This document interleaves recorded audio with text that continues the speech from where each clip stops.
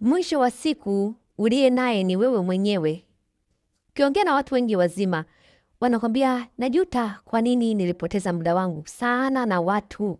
Kuwaza watu wanasemaje, watu wananionaje, kufanya hata yasiyonifurahisha ili mradi tu nisiwaudhi watu fulani, niwafurahishe watu, lakini baadaye wale watu kumbe wengine wanakuja kugeuka, kumbe wengine wanakuja kuondoka, kumbe baadaye thamani yangu inakuja kuisha. Vile vitu ambavyo nilikuwa na wanufaisha navyo watu vinapokuja kuisha, thamani yangu kwa watu inaisha. Mwisho wa siku nimejikuta nimebaki mimi na mimi.